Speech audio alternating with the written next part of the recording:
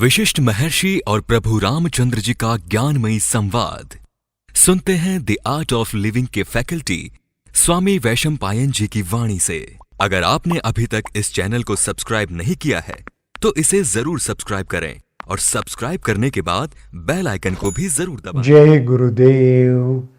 देखते देखते हमने अपना 11वां सीजन योग वशिष्ठ का पूर्ण कर लिया और इस सीजन में अगर आपको याद होगा तो इस योग वशिष्ठ के जो सर्वोत्तम कहानियां है ना, कुछ कहानियां जो बहुत ही प्रसिद्ध है, उसमें की एक बहुत ही अत्यंत दिलचस्प ऐसे प्रसिद्ध कहानी जो रानी चुड़ाला और राजा शिखिध्वज इनके बीच की है वो हमने देखी।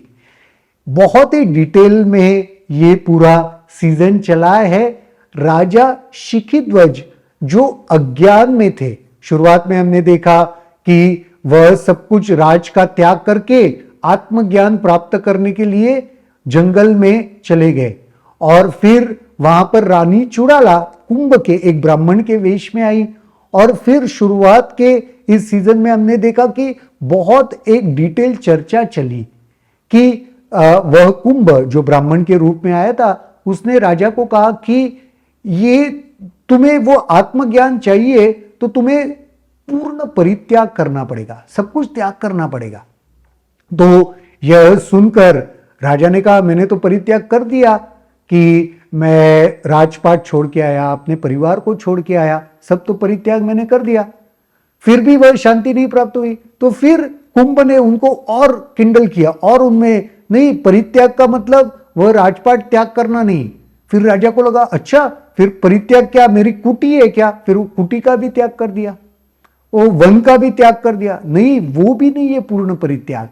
फिर राजा ने कहा दंड कमंडलू, मैंने जो कपड़े पहने हुए वल्कले पहने हुए उसका परित्याग कर दिया, फिर भी नहीं, नहीं वो भी पूर्ण परित्याग नहीं है।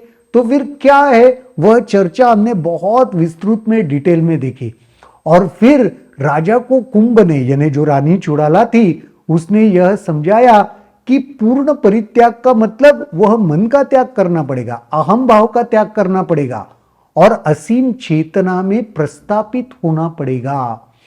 बहुत सारी ऐसे बहुत ही सुंदर चर्चाओं के बाद हमने देखा कि राजा शिखिध्वज को वह आत्मज्ञान प्राप्त हुआ और उससे रानी भी बहुत प्रसन्न हुई और फिर रानी अपना राजपाट संभालने के लिए वापस राज्य गई। तो उसके मन में यह विचार आया कि अरे अभी तो यह निर्विकल्प समाधि में लग गया है, कहीं यह देह ना छोड़ दे क्योंकि अभी कुछ बचा ही नहीं है करने के लिए। तो रानी दोबारा आई, फिर उसको जगाया और कहा कि अभी देह छोड़ने की आवश्यकता नहीं है। और यह भी हमने बीच में देखा कि उसने देखा कि अभी सत्व का एक छोटा सा अंश शेष है। फिर रानी को ऐसे लगा कि एक बार देख लेते हैं कि ये सही में पूरी तरीके से आत्मज्ञान में प्रस्थापित हुआ है कि नहीं। फिर उसने एक माया का निर्माण किया और फिर उसने कहा कि मैं दुर्वासा ऋषि के पास गई थी और मैंने उनको कुछ भला बुरा कह दिया तो उन्होंने शाप दिया और उन्होंने कहा कि मैं दिन में पुरुष रहूंगी, रात में स्त्री बन जाऊंगी, तो मैं अभी सोच रही हूं कि आपके साथ ही रहूं। तो राजा ने कहा मैं तो अभी प्रस्थापित हूं, मुझे कुछ फर्क नहीं पड़ता, तुम मेरे मित्र हो, रहो। और वो रात में स्त्री बनती थी। फिर उसने ये कहा कि मैं रात में स्त्री बनती हूं, तू बन जाती हूं तो स्त्री धर्म मुझे निभाना पड़ेगा, मैं निभाना चाहती हूं, तो मैं सोच रही हूं कि मैं आपसे विवाह कर लूं। तो राजा ने कहा, राजा तो अभी स्थित प्रज्ञ हो चुका था, उसे उसके भीतर इच्छा अनिच्छा ऐसे कुछ था ही नहीं भाव। फिर उसने कहा ठीक है। फिर जब विवाह कर लिया तो रात में स्त्री बनकर रहती थी। फिर उसने सोचा कि अभी राजा के मन में कुछ आकर्षण प्रभाव प्रमोद आमोद इनका तो कुछ नहीं है असर, तो इसलिए इंद्र को बुलाया, वहां पे स्वर्ग का निमंत्रण दिया। राजा ने ठुकरा दिया, कहा अभी मुझे कुछ, मेरे लिए हर जगह स्वर्ग है। फिर और एक वो चेक करना कि आकर्षण प्रकर्षण से राजा ऊपर उठाए क्या। फिर एक योग माया से ऐसा स्थान बनाया, वहां पे एक पुरुष का निर्माण किया, एक युवक का निर्माण किया और उसके साथ प्रेम के जो भी प्रेम में वह लिप्त हुई राजा को दिखाई दी और राजा को उससे भी कुछ फर्क नहीं पड़ा। जब ये सब रानी चुड़ाला ने देखा तो उसे पता चल गया कि अभी राजा प्रस्थापित हो चुका है, अभी उसे कोई हिला नहीं सकता। फिर उसने खुद का जो ओरिजिनल चुड़ाला का जो वेश था उसमें आ गई, ओरिजिनल उसमें आ गई। और फिर राजा को बहुत अच्छा लगा कि ये तो अपनी रानी चुड़ाला ही है। और उसने बताया कि कैसे आप जंगल में सब कुछ छोड़ के आ गए और अनुष्ठान, व्यर्थ अनुष्ठान कर रहे थे, तो मुझे ऐसे लगा, तो मैंने आपको वो आपके भीतर आत्मज्ञान प्रस्थापित होने के लिए ये सारा माया, ये सारा नाटक मैंने रचा। और राजा को बहुत खुशी मिली कि कैसे उनके पत्नी ने वह आत्मज्ञानी बने, इसलिए कितना परिश्रम किया।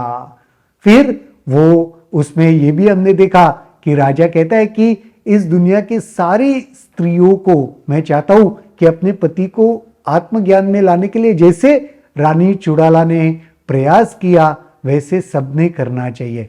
फिर हजारों वर्षों तक, 10,000 वर्षों तक वह सम्राट बनकर उन्होंने अपना जीवन समाप्त किया, फिर निर्वाण को प्राप्त हुए और उसके बाद दोबारा उनको कभी जन्म नहीं हुआ। ये पूरा कहानी बहुत ही डिटेल में हमने देखा, जो सही में अपने आप में हम सबके भीतर भी एक परम ज्ञान जिस कहानी ने उत्पन्न किया।